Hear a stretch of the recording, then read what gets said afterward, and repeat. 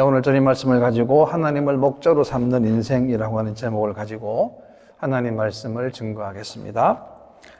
미국에서 가장 성공한 만화가로 알려진 랠프 바톤이라고 하는 분이 그의 60세 생일 때에 친구들에게 이렇게 말을 했다고 합니다.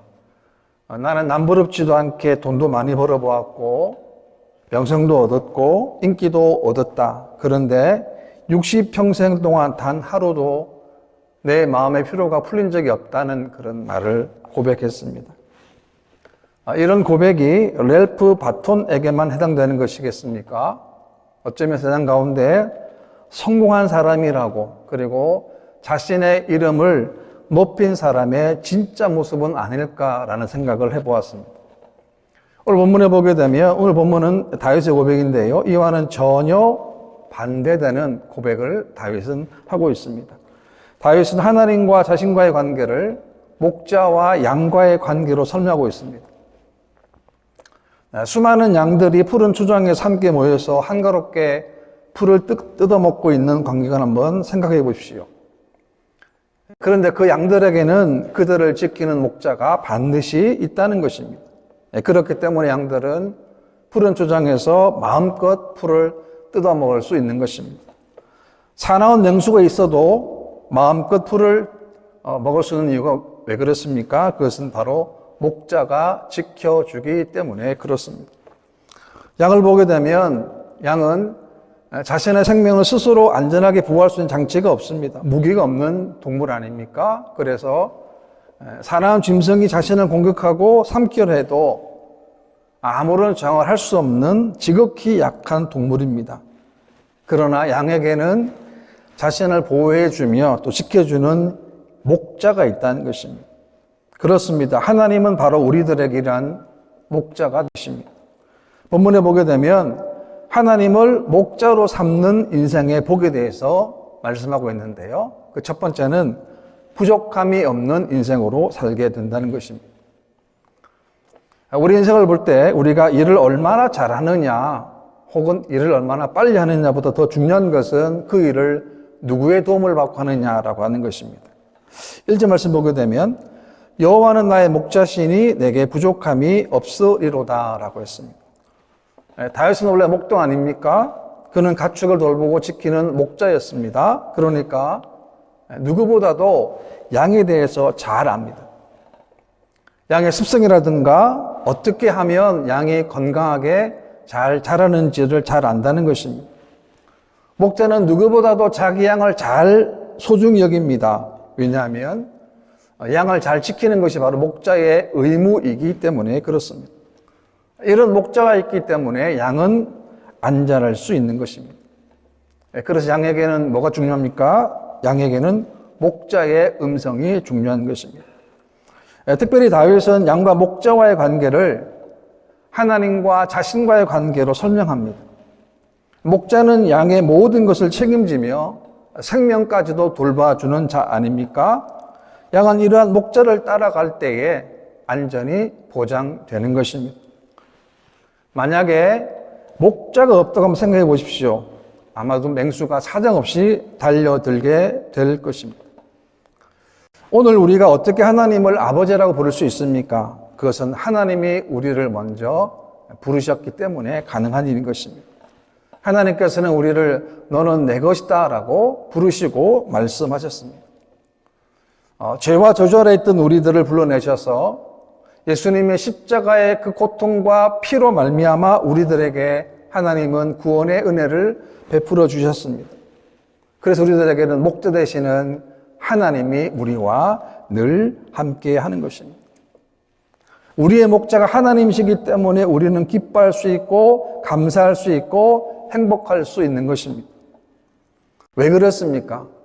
우리의 길을 우리는 모르는데, 우리가 어디로 가야 할지 어떤 방향도 잘 모르는데 우리의 길을 하나님이 인도하시고 하나님이 이끄신다는 것입니다. 우리가 믿는 것이 뭡니까? 우리는 하나님께서 우리의 모든 삶에 역사하고 계심을 믿습니다. 무슨 말입니까? 우리의 모든 삶에 하나님의 이끄심과 인도하심이 있다라는 겁니다. 하나님은 우리와 늘 동행하십니다. 우리와 늘 함께 하십니다. 우리를 지켜주십니다. 그렇기 때문에 우리는 오늘 이 시간에 하나님께 진실한 예배를 드릴 수가 있는 것입니다.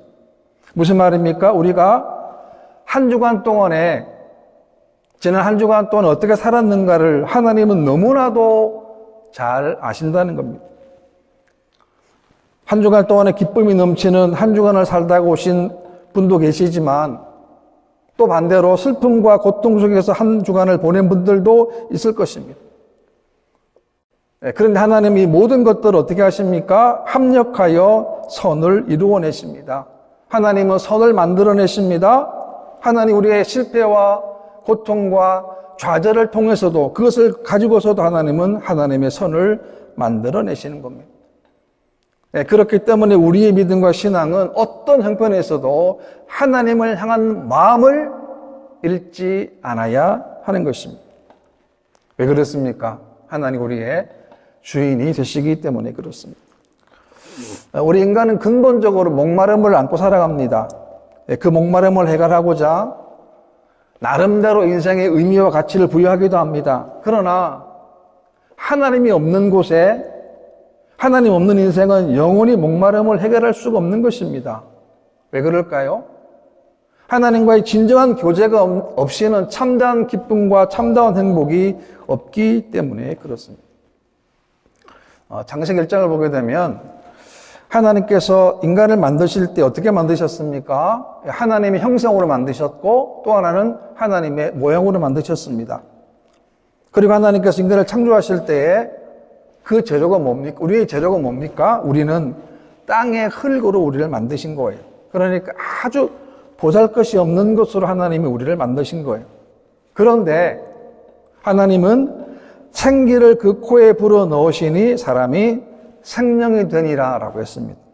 이 생명이 되었다는 말이 뭐냐면 살아있는 영이 되었다는 거예요. 그러니까 리빙 소울이 됐다는 겁니다. 우리가 생명이 되었기 때문에 인격을 부여받은 영혼을 가졌기 때문에 우리가 하나님과 교제하고 하나님과 함께 할 수 있는 것입니다. 이제 말씀 보게 되면 그가 나를 푸른 불밭으로 누이시며 쉴만한 물가로 인도하시는도다 라고 합니다. 하나님은 우리를 언제나 푸른 풀밭으로 인도하시기를 원합니다. 사람들은 각자가 소망하는 것이 다 있습니다. 원하는 곳, 원하는 푸른 풀밭이 다 있습니다. 자신의 모든 에너지를 다하여 그 푸른 풀밭을 찾아도 그것이 인생에 만족함을 주지 않는다는 것을 우리가 너무나도 잘 알고 있지 않습니까? 그것이 바로 우리 인생 아닙니까? 다시 말하면 이 세상 어느 곳에도 하나님이 없는 곳에는 푸른 풀밭이 없다는 거죠. 뿐만 아닙니다. 하나님 우리를 쉴만한 물가로 인도하신다라고 했습니다. 그러니까 쉴만한 물가라고 하는 것이 뭡니까? 잔잔한 시냇가 물가를 말하는 거예요. 만약에 물가에 물살이 빠르게 되면 양들이 물을 제대로 마실 수 없는 것입니다. 물살이 세면 물을 마시다가 잘못하면 물에 빠질 수도 있기 때문에 그렇습니다. 그래서 어떻게, 어느 곳을 인도하십니까? 물이 천천히 흘러가는 곳으로 우리를 인도하는 거예요. 왜? 그곳에서 마음껏 물을 마실 수 있도록 하는 하나님의 배려라는 거예요. 참 놀라운 고백 아닙니까? 하나님이 이렇게 푸른 조장으로 쉴만한 물가로 하나님 우리를 인도하신다는 거예요. 3절 말씀에도 보게 되면 내 영혼을 소생시키시고 자기 이름을 위하여 의의 길로 인도하시는도다 라고 했습니다. 하나님 원하시는 게 뭐냐면 우리의 영혼이 소생되는 거예요. 소생. 새로운 생명으로, 새로운 삶으로 날마다 새롭게 회복되는 것을 하나님이 원하시는 거예요. 어떻게 우리 영혼이 회복될 수 있습니까? 그 비결이 뭡니까? 그것은 우리가 하나님의 말씀을 듣는 것입니다. 하나님과 올바른 관계는 믿음에서부터 시작되는데 이 믿음은 들음에서 나기 때문에 그렇습니다. 그러니까 우리가 하나님 말씀을 들어야 믿음이 생기는 거예요. 말씀을 듣지 않으면 믿음이 생기지 않습니다. 우리는 말씀을 더 많이, 더 깊이, 더 자주 우리가 하나님 말씀을 우리가 들어야 하는 것입니다. 왜요? 그 말씀이 나에게 믿음으로 역사하기 때문에 그렇습니다. 또 하나님 우리를 의의 길로 인도하신다라고 했는데요. 세상에서 쾌락이 만연된 이 세상 가운데 우리가 성도로서 거룩한 삶을 살기가 참 어려운 때인 것은 사실입니다. 그러나 우리는 도전해야 합니다. 왜요? 하나님이 준비해 놓으신 그 의의 길이 있다는 거예요. 우리는 그 의의 길을 우리가 찾아서 걸어가야 하는 것입니다. 비록 그 길이 좁고 협착하지만 하나님이 인도하셨기 때문에 그러나 그 길이 가장 좋은 길이고 가장 안전한 길이 되는 것입니다. 구원받은 성도들이 가는 길은 결코 넓은 길이 아닙니다. 많은 사람들이 원하는 길도 아닙니다. 좁은 길이에요. 어려운 길입니다. 험나는 길입니다. 그러나 그 길을 우리가 걸어가는 것입니다. 그렇다면 하나님 왜 우리를 의의 길로 인도하십니까? 그것은 하나님이 자기 이름을 위하여 의의 길로 인도하신다고 말씀하고 있는 것입니다. 놀라운 일 아닙니까? 우리가 가는 그 길을 하나님의 이름을 위하여 하나님이 그 길을 준비해 놓으셨는데 우리가 그 길을 찾아가라는 거예요. 그 길이 좁은 길이고 험한 길입니다. 인기 없는 길이에요. 사람이 없는 길이에요. 박수도 없습니다. 갈채도 없습니다. 어쩌면 아무도 안 보이는 그런 길일지 몰라요. 그러나 그 길 가운데 하나님이 함께 하시는 거예요. 이 좁은 길을 걸어가야 진정으로 하나님의 은혜를 체험하게 되는 것입니다. 요한복음 10장에 보게 되면 내가 온 것은 양으로 생명을 얻게 하고 더 풍성히 얻게 하려는 것이다 라고 했습니다. 그러니까 우리가 하나님의 목자로 삼는 인생은 뭐냐면 풍성한 가운데 하나님의 은혜를 누린다는 거예요. 왜 그렇습니까? 하나님 우리의 목자가 되시고 하나님은 우리를 구원하시기 위해서 독생성자 예수 그리스도를 이 땅에 보내셔서 그분으로 말미암아 우리가 구원받았기 때문에 그렇습니다.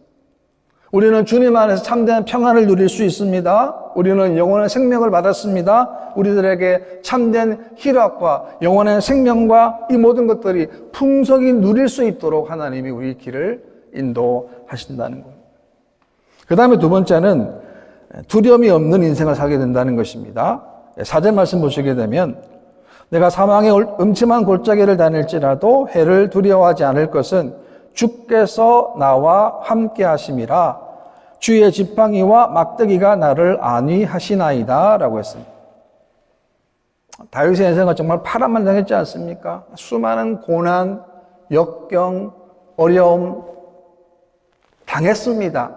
그런데 다윗에게는 목자 되시는 하나님이 계셨기 때문에 그 모든 문제들을 헤쳐나갈 수 있었던 것입니다. 그래서 인생에도 동반자가 중요합니다. 동행자가 중요한 거지요. 우리 인생 가운데도 우리가 누구와 동행하는가가 그만큼 중요한 것입니다. 왜 그렇습니까? 우리 인생도 마찬가지입니다. 여전히 고난이 있고 우리가 여전히 위기를 만나기 때문에 그렇습니다. 언제 어디서 강도를 만나게 될지 모르는 거예요. 우리를 유혹하는 악한 사탄 마귀가 어디서 어떻게 다가올지 우리가 아무도 모르기 때문에 그렇습니다. 그래서 그것을 뭐라고 그럽니까? 사망의 음침한 골짜기라고 했습니다. 지금 우리가 전 세계에 지금 겪고 있는 이 코로나라는 질병도 마찬가지 아닙니까? 오랫동안 격리를 했습니다. 지금은 사정이 조금 나아졌습니다만은 앞으로 어떻게 될지는 아무도 장담할 수 없는 일인 것입니다. 모두가 다 지금 우리는 음침한 골짜기를 통과하고 있는 겁니다. 이 어려운 때 어떻게 되겠습니까? 다른 것이 아닙니다. 버텨내는 거예요. 믿음으로 인내하고 믿음으로 걸어가는 거예요. 믿음으로 하나님과 함께 동행하는 것입니다. 이사야 41장 말씀 보게 되면 두려워하지 말라 내가 너와 함께함이라 놀라지 말라 나는 내 하나님이 됨이라 내가 너를 굳세게 하리라 참으로 너를 도와주리라 참으로 나의 의로운 손으로 너를 붙들리라 라고 했어요. 지금 불순종한 이스라엘 백성들에게 하나님의 징계를 주셨는데 하나님 그들에게 두려워하지 말라는 거예요. 왜 이스라엘 백성들이 그렇게 하나님 징계를 받게 되었습니까? 하나님 거듭해서 계속해서 사인을 주셨어요. 돌아오라고. 하나님 돌아오라고. 우상 섬기지 말라고. 사인을 주고 사람을 보내서 하나님의 계시 말씀을 전해주셨는데 이스라엘 백성들이 하나님 말씀을 거역했습니다. 그 결과로 이스라엘 백성들은 하나님의 징계 징벌을 받게 됩니다. 왜 하나님은 이런 약속하셨겠습니까? 다른 이유가 아닙니다. 이스라엘 백성들이 택한 백성이기 때문에 그렇습니다. 내 백성이기 때문에 그렇다는 거죠. 하나님이 그들을 그래서 뭐라 그러십니까?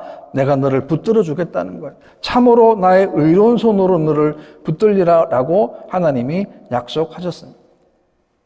이것이 은혜 아닙니까? 오늘 우리도 마찬가지 아니겠습니까? 우리가 하나님의 은혜 아니면 설 수가 없는 때 아닙니까? 두려움이 없는 게 아닙니다. 두려움이 여전히 많습니다. 앞으로 미래에 어떻게 될지 아무도 알지 못합니다. 그러나 분명한 사실은 하나님이 우리와 늘 함께 하신다는 것입니다. 환경은 똑같습니다. 아니, 더 나빠질 수 있습니다. 그러나 그 가운데서도 하나님이 우리를 주목하시고 우리를 지켜주신다는 것입니다. 우리가 살아가는 것, 숨쉬는 것, 잠자는 것, 그 모든 것들이 뭡니까? 하나님의 은혜라고 하는 것입니다.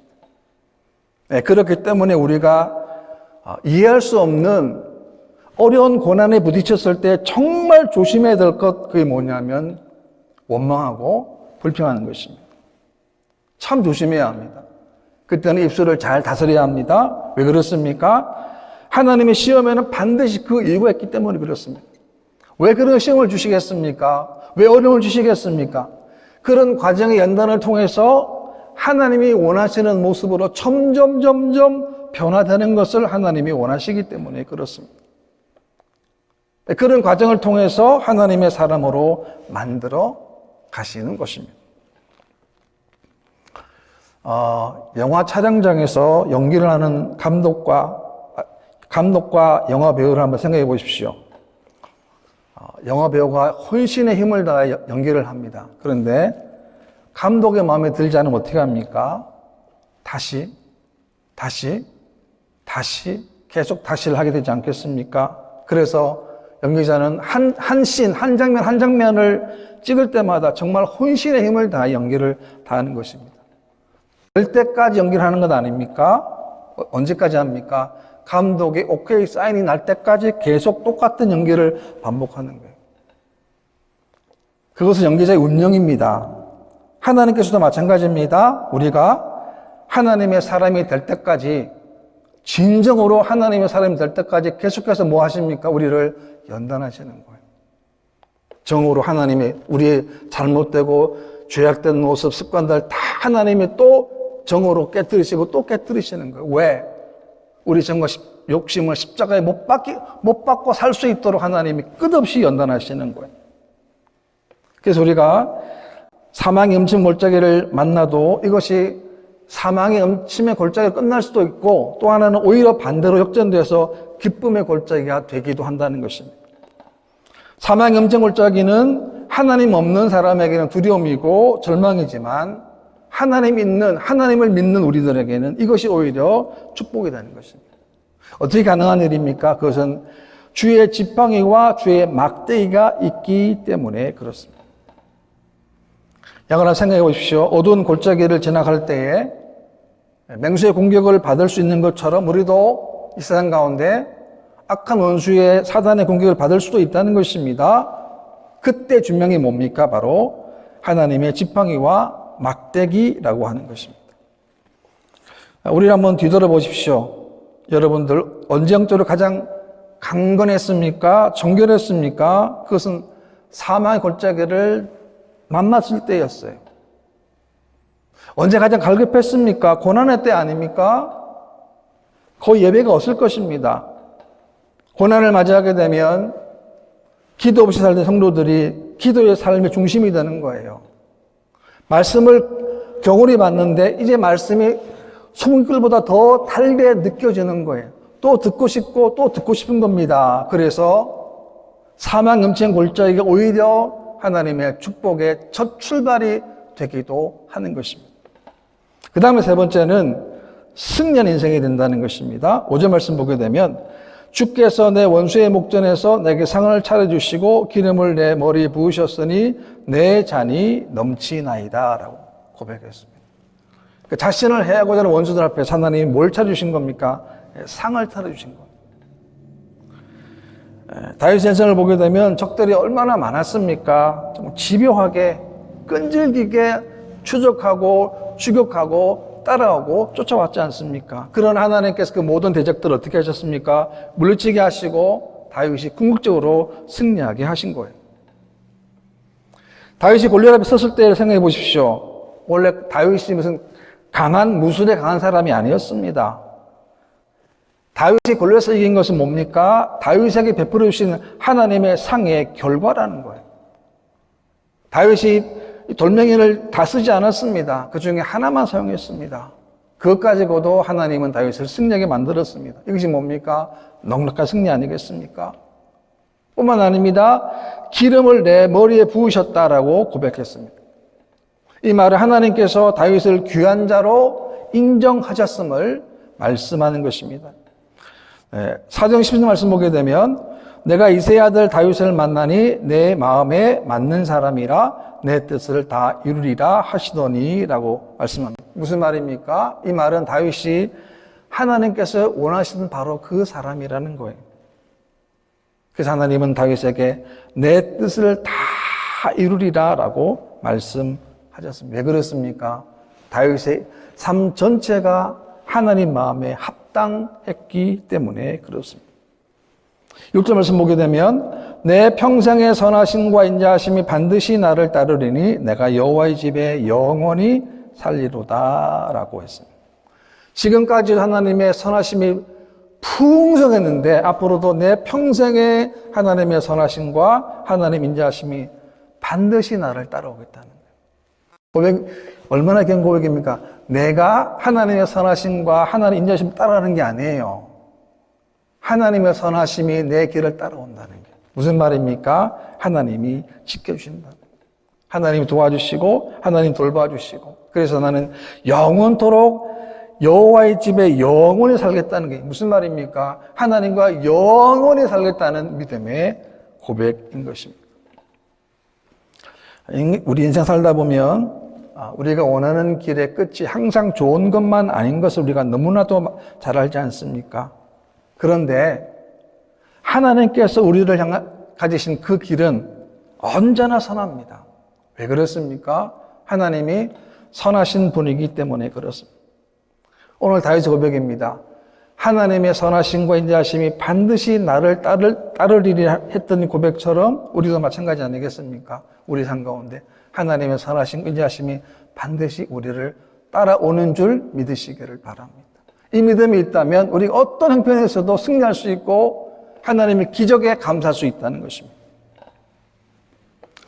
이스라엘 백성들이 광야 40년 동안을 보게 되면 그들이 깨달아 했던 것이 있습니다. 그것은 광야는 한 가지밖에 없어요. 그게 뭐냐면 하나님 한 분만을 의지할 수밖에 없는 거예요. 다른 것 아무것도 없습니다. 오로지 하나님 한 분만을 의지할 수밖에 없는 환경이 광야라는 거예요. 불행하게도 이스라엘 백성들은 어떻게 했습니까?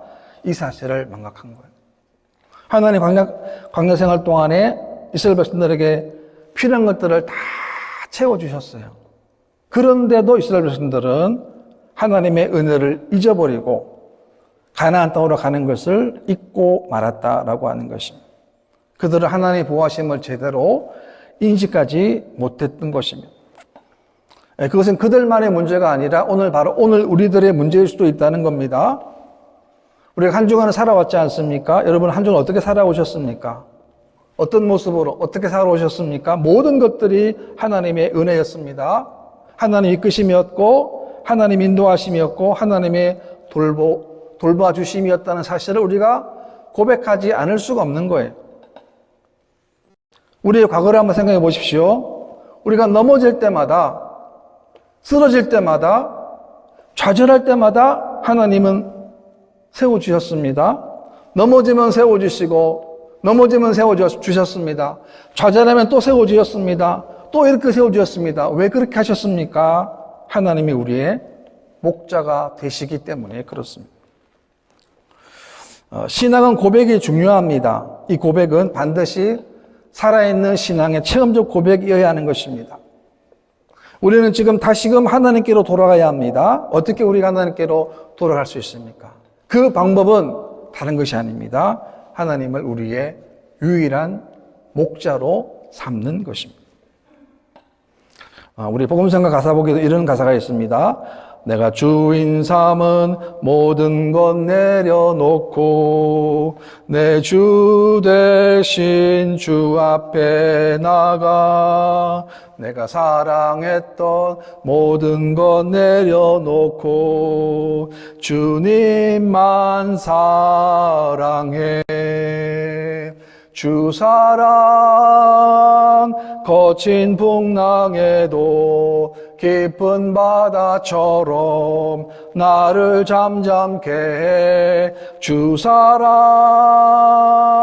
거친 풍랑에도 깊은 바다처럼 나를 잠잠하게 하신다. 깊은 바다처럼 풍랑이 일니다. 근데 하나님 나를 잠잠하게 하신다. 우리 주인 되는 거 다 내려놓아야 합니다. 내가 사랑했던 거, 내가 좋아했던 거, 내가 원했던 거를 다 내려놓아야 합니다. 하나님 우리 모두가 이 땅에 살아갈 동안에 하나님의 축복의 통로가 되기를 원하십니다. 이 땅에 생육하고 번성하여 땅에 충만하기를 원하십니다. 그것은 곧 우리가 하나님을 유일한 우리 인생의 목자로 삼는 인생이 되어야 함을 말씀하는 것입니다.